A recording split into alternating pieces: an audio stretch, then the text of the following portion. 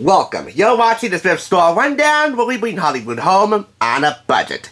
T.S. Eliot won't. This is the way the world ends. Not with a bang, but a whimper. Well, as you can tell from the November 17th to the 23rd, 2014 cover of Bloomberg Businessweek, the first for our channel, hey, we buy everything here. Another TS is out to prove him wrong.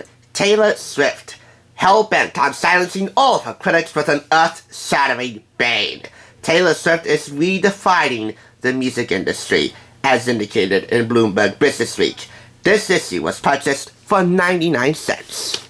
Now, I'm pretty sure that there's a lot of good topics to fangirl and fanboy about, not regarding Taylor Swift, if you're not a Swiftie. And I can certainly agree with you, I'm no Swiftie at all. Like global economics, companies and industries and their performances during the week of the 17th to the 23rd in 2014, politics and policy, technology, markets and finance, the best B schools, and other miscellaneous features and articles.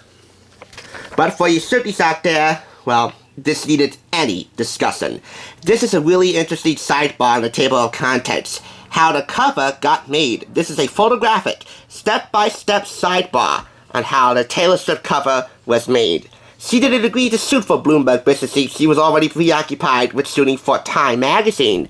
But we will have a conversation with two staffers of Bloomberg Businessweek momentarily on how they made the cover. And we're going to have that conversation right now. Me? Because you can't spell awesome without me. Yes, Taylor, you. Stop pretending to be surprised, says Devin Leonard. You're the only musician who matters. Okay, Devin, you are mighty wrong on that. How about Selena Gomez, or Shawn Mendes, Camila Cabello, Billie Eilish? I have no doubt that one day she'll be on the cover of Bloomberg Businessweek. Or how about, I don't know, John freaking Williams? Please don't disregard any other musical acts. However, with more on how the cover was made, with more on this article and other articles in this issue of Bloomberg Businessweek, we turn it over to editor of Bloomberg Businessweek, Josh Tarantio, and creative director Robert Vargas.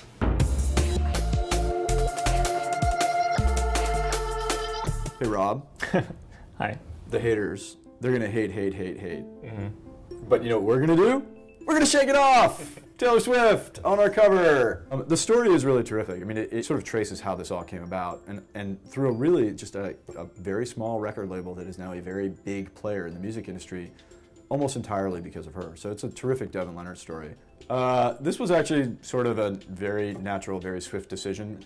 Around about Thursday, we realized we had a really terrific backstory and realized, oh yes, people are interested in this Taylor Swift. Perhaps we should put her on the cover. Yeah.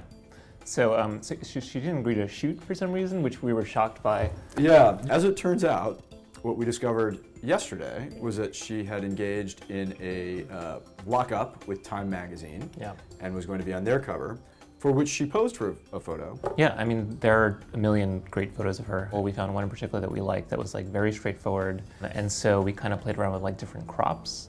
And we kept zooming in and zooming in and zooming in. Then we found a crop that felt like pretty impactful. It sort of made sense with the line, and she looks great, I think. Very rarely do we actually have issues with people with simultaneous covers, but I like ours better. It is a very odd feature well, because we do go from Taylor Swift to On Deck Capital, which is IPOing, to Doctors Without Borders. Did you read about Singles Day? I did not. Yeah, it's basically the world's biggest day of commerce now, where people who are unattached buy each other and themselves presents. It's actually a positive check mark for Chinese creativity when it comes to just absolute commercial domination. So it's a really strong issue, and there is. Sometimes I say it and I wonder, but this time I say it for real. There is something for everyone in this magazine. Yeah. I gotta agree with Josh. Speaking as a non-Swiftie, this article delves into the business side of Taylor Swift's dominance in the music industry.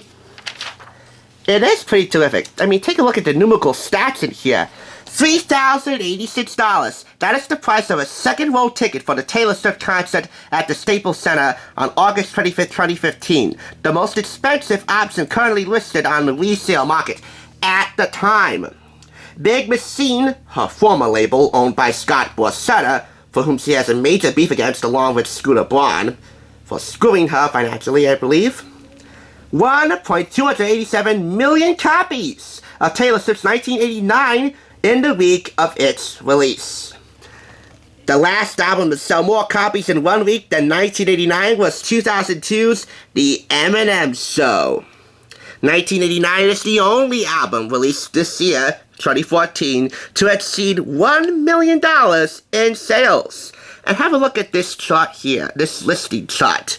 Artists who sold more than 1 million copies in a debut week since 1991. NSYNC ranks number 1 with No Strings Attached, recorded and released in the year 2000. A number of copies sold, 2.415 million.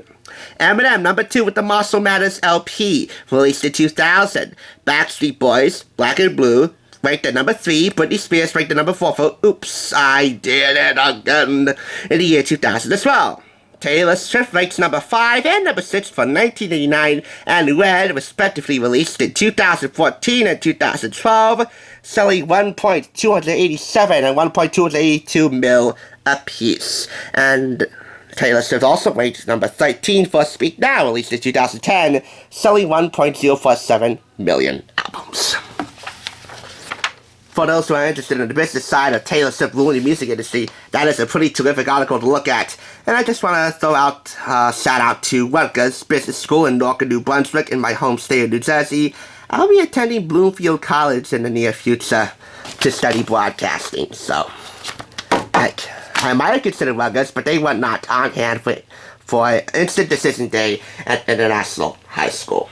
This is the first Bloomberg Businessweek magazine I own, and for it to be Taylor Swift, well, I guess it's only fitting. When you make it to Bloomberg Businessweek, there's a good chance you're going to make it anywhere.